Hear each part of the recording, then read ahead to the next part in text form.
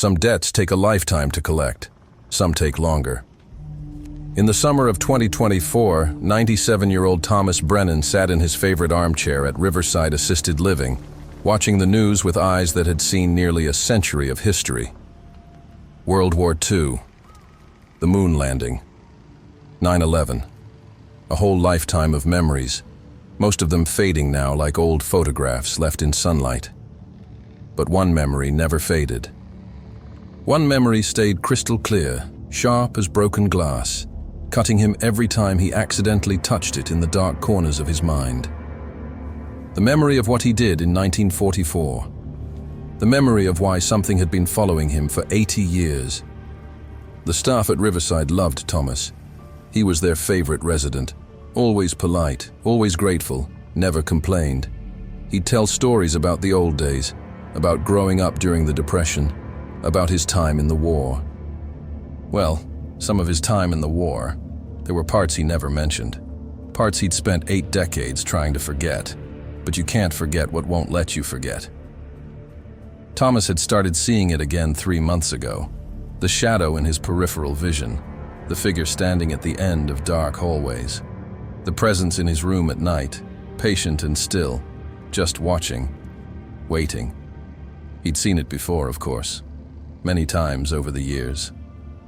It had appeared on his wedding day in 1949, standing at the back of the church. It was there when his daughter was born in 1952, a shadow in the hospital corridor. It watched from across the street when he buried his wife in 1998. Always there, always watching, never approaching. Until now. Nurse Rachel noticed the change first.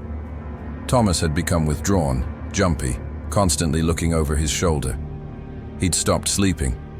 Dark circles carved shadows under his eyes. He'd lost 15 pounds in 6 weeks. When she asked what was wrong, he just shook his head and whispered, "It's almost time. It's finally almost time." Time for what, Thomas? But he wouldn't say. Couldn't say. How do you explain that you've been waiting 80 years for something to claim you? How do you tell someone that you're not sick, you're not crazy, you're just finally running out of time to run? Dr. Marcus Chen, the facility's physician, ordered a full workup. Depression screening. Cognitive tests. Blood work.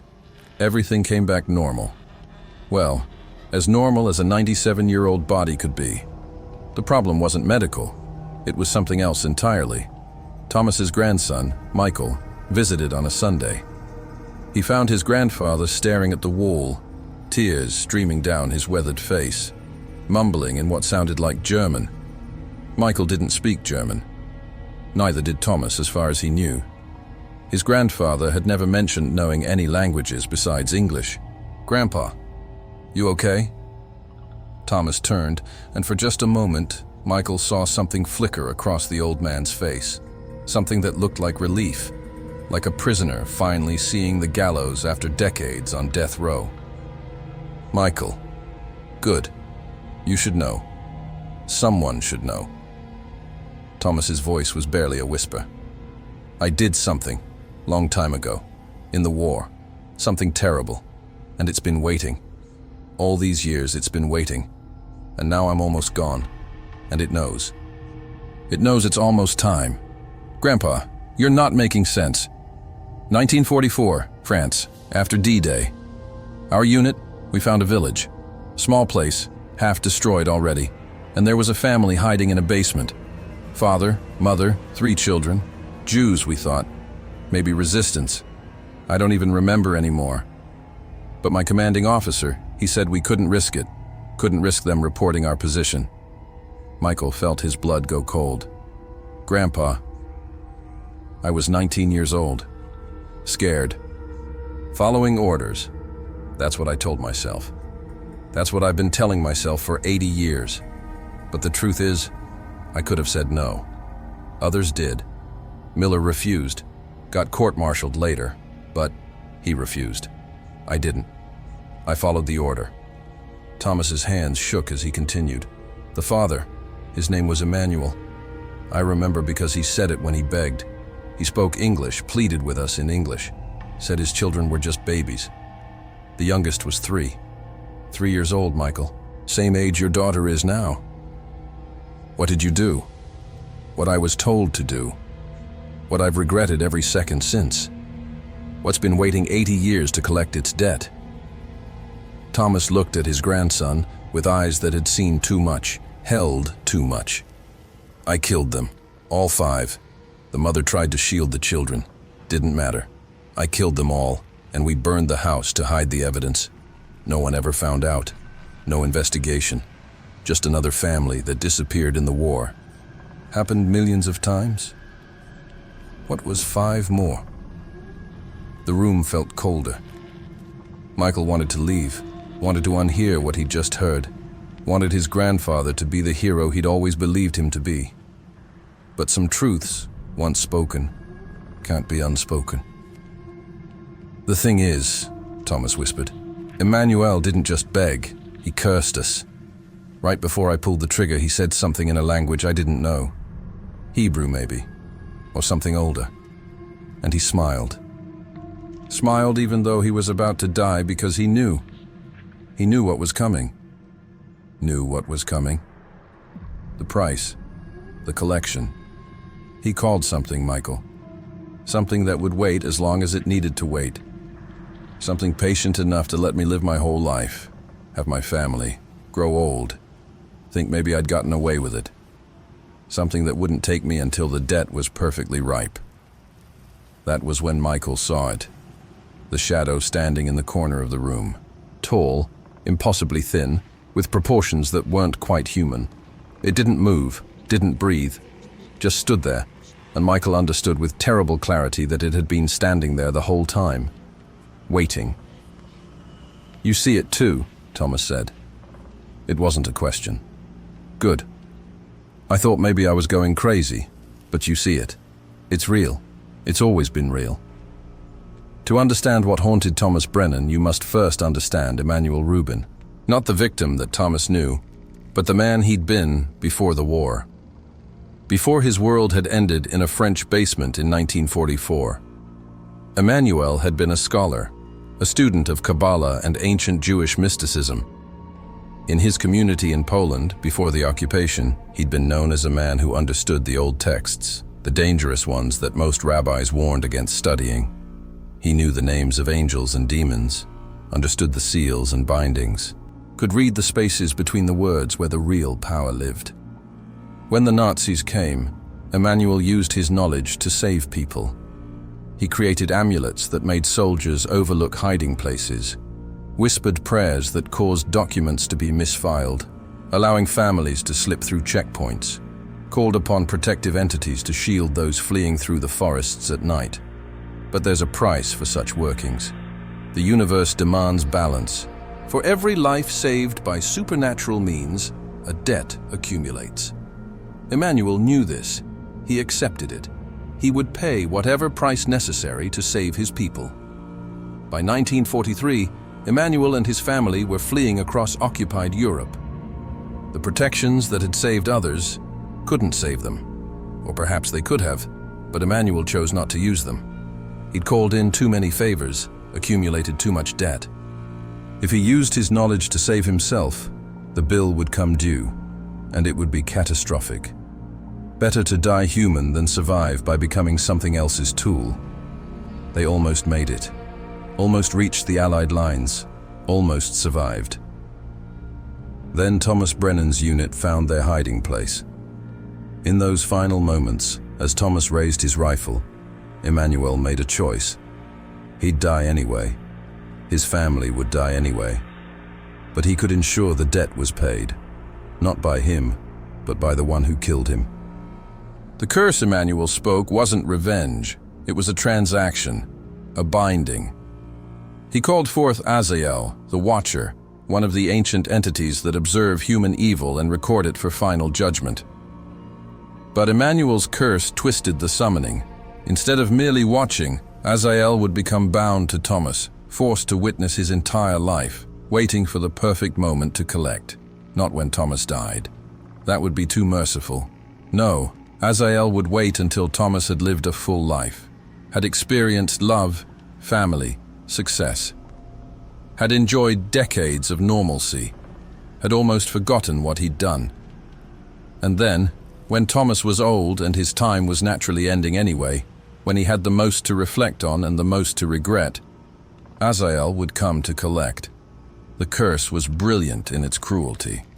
Thomas would live knowing something was following him, would see Azael at every important moment, a reminder that his happiness was borrowed time, would spend 80 years waiting for the bill to come due.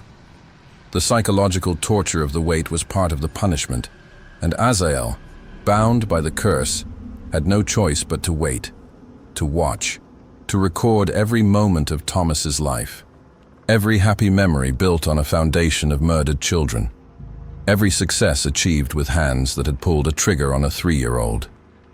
Every time Thomas held his own children, Azael remembered the children Thomas had killed. For 80 years, Azael waited. Patient, eternal, inevitable. The parallels between Thomas and Azael were stark and deliberate. Thomas had been a soldier following orders, stripped of individual choice by military hierarchy. Azael was an entity bound by a curse, forced to execute a predetermined judgment with no free will. Thomas had watched a family die, powerless or unwilling to stop it. Azael had watched Thomas live for 8 decades, bound by cosmic law to merely observe until the appointed time. Both were executioners. Both were prisoners. Both were waiting for the same moment when the waiting would finally end. Thomas had killed in seconds, but lived with it for 80 years. Azael had been patient for 80 years, but would act in seconds. The symmetry was perfect. The justice was absolute. Back at Riverside, things deteriorated rapidly. Thomas stopped eating, stopped leaving his room, sat in his chair, staring at the corner where Azael stood, visible now even in daylight. The shadow had grown more solid, more present, as if Thomas's approaching death was feeding it, making it real. Night nurse Sandra found him talking to it at 3 a.m., carrying on a one-sided conversation with the darkness. "I know you're ready. I know it's time. Just, can I ask why you waited so long? Why not take me right after? Why let me have a life?" The shadow didn't answer. Never answered. Just watched with eyes that weren't eyes, patient as stone. But Thomas understood anyway. The curse was designed to maximize suffering. Quick death would have been mercy. Living with the guilt, seeing the shadow at every milestone, knowing that eventually the bill would come due, that was the real punishment. Emmanuel Rubin had crafted a perfect revenge. 80 years of waiting, of dread, of borrowed time. Dr. Chen recommended psychiatric evaluation. Thomas refused. What was the point? Medication couldn't banish a curse. Therapy couldn't absolve 80-year-old murder. Some things you just had to face. Michael visited every day now, watching his grandfather fade. Not from illness, but from something else. It was like Thomas was being slowly erased, dissolved, unmade. The shadow in the corner grew more solid, while Thomas grew more transparent. "Does it hurt?" Michael asked one evening. "No, not physically, but I feel it taking me, piece by piece. It's not killing me, Michael. It's claiming me. There's a difference. Death would be an ending. This is different." "Different how?" "Emmanuel's curse didn't just summon something to kill me. It summoned something to collect me. My debt, my sin, everything I've done and everything I should have been. It's all been recorded, watched, documented. For 80 years, that thing has been compiling evidence, building a case, and now it's time for judgment." "Judgment? Like hell?" Thomas laughed, a dry sound like dead leaves. "I don't know. Maybe. Or maybe something worse. Maybe being forced to witness what those children could have been. Maybe living their unlived lives, experiencing every moment they lost. Maybe that's hell. I don't know. I'll find out soon." The staff began seeing it too. The shadow that stood in Thomas's room. At first they thought it was a trick of light, a coat hanging wrong, eyes playing games in the dim evening. But it was there in bright afternoon sun, there when the lights were on, always in the same corner, always watching Thomas. Some staff refused to enter his room. Others crossed themselves before going in. Rachel, who'd been there the longest, felt a strange sadness when she saw it. The shadow didn't feel evil exactly. It felt judicial, like a bailiff in a courtroom, just doing its job, following the rules, executing a sentence that had been pronounced 80 years ago. Father Patrick came at Rachel's request. A priest in his 60s, he'd performed last rites hundreds of times. But when he entered Thomas's room and saw Azael standing in the corner, he froze. "Dear God," he whispered. "God's not here," Thomas said softly. "Just his accountant, come to balance the books." Father Patrick tried to perform last rites anyway. Thomas let him, but they both knew it wouldn't help.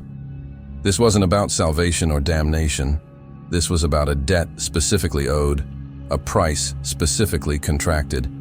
The church had no jurisdiction here. When Patrick blessed the room, sprinkling holy water, the shadow didn't react. It didn't flee or recoil. It simply stood there, as patient as it had been for 8 decades. This wasn't its first encounter with religion. It was older than Christianity, older than most human concepts of divine judgment. "Thomas," Patrick said gently, "is there anything you want to confess? Any burden you want to release?" "I already confessed. To Emmanuel, right before I killed him. He knew what I was about to do. I told him I was sorry, that I didn't want to, that I was just following orders." Thomas's voice broke. "And he said the worst thing anyone's ever said to me. He said, 'I forgive you.' But forgiveness doesn't erase action. You'll pay anyway. Not in the next world, in this one." "He forgave you?" "And cursed me. Both. At the same time. That's what made it perfect. The forgiveness meant I couldn't escape through repentance. The curse meant I couldn't escape through death. I had to live, had to carry it, had to wait." Thomas looked at the shadow. 80 years, 3 days, 19 hours. That's how long I've been waiting, and it's almost over. 3 days later at 3:47 a.m., Rachel did her rounds and found Thomas standing in the middle of his room. Not sitting in his chair, standing. A 97-year-old man who could barely walk on his own was standing perfectly still, facing the shadow. The shadow had moved. For the first time in anyone's memory, it had stepped out of the corner. It stood directly in front of Thomas now, tall enough that Thomas had to crane his neck to look up at it. "Thomas," Rachel whispered from the doorway. He didn't turn, didn't acknowledge her. His attention was completely focused on Azael. "I'm ready," Thomas said. His voice was clear, stronger than it had been in months. "I've been ready for 80 years. Let's finish this." The shadow reached out. Its hand, if you could call it a hand, extended toward Thomas's chest. Rachel wanted to scream, to run, to do something, but her body wouldn't move. She could only watch. Azael's hand passed into Thomas's chest, not cutting, not piercing, just passing through as if Thomas's body was made of water. And then it began to pull. What emerged wasn't blood or organs. It was something else. Memories, maybe. Experiences. The weight of 80 years condensed into visible form, flowing from Thomas into Azael like water being poured from one vessel to another. Rachel saw images flickering in the stream. A young soldier with scared eyes, a basement, a family, muzzle flash, then faster, a wedding, a baby girl, birthdays, Christmases, graduations, a funeral, grandchildren. 80 years of life, all of it built on the foundation of that single moment in a French basement. Thomas aged as it was pulled from him, or perhaps de-aged. His face changed, shifted, became younger. The weight of decades lifted, and Rachel saw the 19-year-old boy he'd been in 1944, young and terrified, and holding a rifle he didn't want to fire but fired anyway.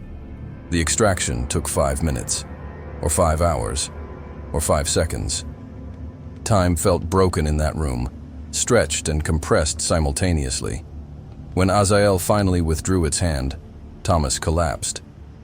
Rachel ran to him, but he was still breathing, still alive. "Thomas? Thomas, can you hear me?" He opened his eyes. They were different, clear in a way they hadn't been before, but also empty, like something essential had been removed.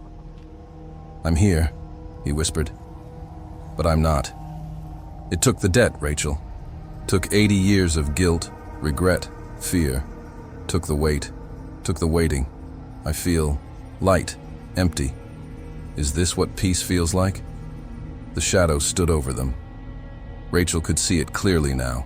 Not a demon, not an angel. Something in between. Something that existed to balance cosmic scales, to ensure that certain debts were paid in full. And in its non-hands, it held something that glowed with sick gray light. Thomas's sin, his debt, made manifest and claimed. "What happens now?" Rachel asked, though she didn't know if she was talking to Thomas or to Azael. The shadow turned its not face toward her, and Rachel understood without words. The debt was paid, the transaction complete. Thomas would live, but a piece of him was gone forever. The piece that connected him to what he'd done. He'd lost the guilt, but he'd also lost part of his soul. That was the price of the curse. Not death, but a different kind of ending. Azael faded like morning mist, not disappearing so much as simply ceasing to be present. Its job was done. The 80-year contract fulfilled. Whatever it would do with Thomas's extracted sin, wherever it would take that gray, glowing weight, was beyond human understanding. Thomas lived for 3 more weeks. He was different now. Calm. Serene. He didn't remember Michael at first, though the memory came back eventually. He didn't remember much of his life, actually. The extraction had taken more than just the sin. It had taken the context, the memories wrapped around it, the life built on top of it. He remembered the war, but not his participation. Remembered having a family, but not their names for a few days. Remembered being alive for 97 years, but not what had happened during them. It was like someone had performed surgery on his memory, removing a tumor and taking healthy tissue with it. Father Patrick visited again. Thomas didn't recognize him. "How do you feel?" Patrick asked. "Light," Thomas said with a smile. "Like I'm floating." "Is that normal? When you're dying, do you feel like you're floating?" "I don't know, Thomas. Everyone experiences it differently. I think I did something bad once. I can't remember what. But I remember being sorry about it. I remember waiting for something. Was I waiting long? Very long. Well, it's over now, the waiting. I can rest." Thomas closed his eyes, still smiling. "Finally, I can rest." He died in his sleep 3 weeks after Azael's visit, exactly 80 years and 19 days after the murders in France. The exact amount of time Emmanuel Rubin had cursed him to carry the debt. Michael arranged the funeral. Small gathering, mostly staff from Riverside. They buried Thomas next to his wife. The headstone read, "Thomas Brennan, 1927-2024, finally at peace." But Michael couldn't shake the feeling that peace wasn't quite the right word. His grandfather had been emptied out, hollowed, the worst of him removed, but so much else taken with it. Was that peace? Or was it something else? Erasure. He thought about Emmanuel Rubin, the man who'd crafted such a perfect revenge, who'd used his last breath to ensure that his murderer would carry the weight for 80 years before finally being forced to surrender it. Was that justice? Was that mercy? Or was it just cosmic accounting, debts paid in full? 3 months after Thomas's funeral, Michael was cleaning out his grandfather's room at Riverside. In a box under the bed, he found a journal. Decades old, leather-bound, filled with Thomas's handwriting. It was a confession. Everything. The murders in France, Emmanuel's curse. Every time Thomas had seen Azael watching from the shadows. 80 years of documentation, a parallel record to what Azael had been compiling. The last entry was dated 3 days before Azael's extraction. It read, "I'm almost grateful for the curse. Without it, I might have forgotten, might have let myself believe it didn't matter, that it was just war, just following orders. The shadow kept me honest, kept me remembering, kept me human, even though I'd done something inhuman. In a strange way, Emmanuel gave me a gift. He made sure I never stopped being sorry. That has to count for something, doesn't it?" Michael closed the journal. He didn't know if it counted for something, didn't know if 80 years of regret balanced 5 murders, didn't know if cosmic justice worked on human scales. What he did know was that something ancient and patient had waited 8 decades to collect a debt, had bound itself to a murderer, forced to watch him live a full life before claiming what was owed, and when the time came, it had taken its payment in full. The story should end there. But like all debts, there are always complications, always hidden clauses, always additional costs. Because Azael hadn't just taken Thomas's sin, it had collected it, preserved it, added it to the great accounting that entities like it maintain. And somewhere in the cosmic ledger, Thomas Brennan's 5 murders were now recorded, documented, held as evidence. For what? Michael didn't know. But he suspected that Thomas's debt, even paid in full, wasn't finished. That somewhere, in some realm beyond human understanding, Thomas was experiencing what he'd taken from Emmanuel's family, living their unlived lives, feeling their unfelt feelings, experiencing 80 years of missed birthdays, lost loves, careers never started, children never born, grandchildren never held. That was the hidden price, the clause Emmanuel had written into the curse but never spoke aloud. Azael didn't just take the sin and disperse it. It made the sinner live it from the other side.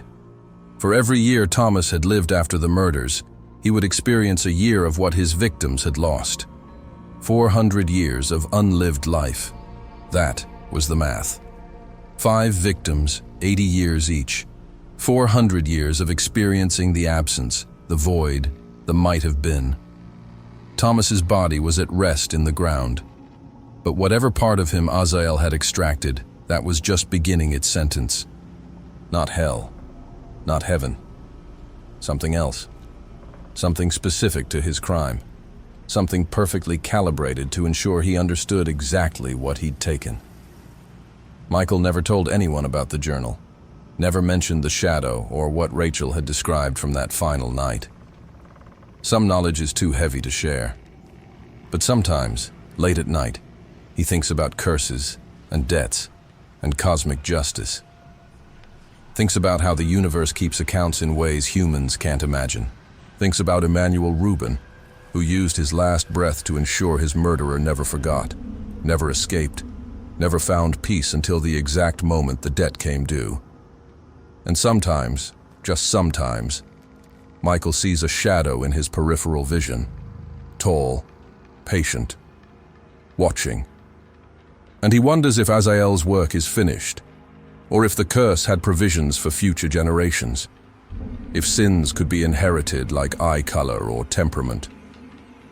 He doesn't sleep well on those nights, because the thing about debts is, they're rarely as simple as they seem, and the thing about waiting 80 years is, what's another generation or two? Azael is patient, has always been patient. It waited 80 years for Thomas. How long would it wait for his descendants? The shadow doesn't answer, just watches, patient as death, inevitable as time. Some debts take a lifetime to collect, some take several. The universe has all the time in the world, and Azael is a very thorough accountant. The ghost in Grandma's eyes wasn't actually in Grandma. It was something much older, much more patient, much more certain. It was the bill collector, the accountant, the entity that waits as long as necessary to balance the scales.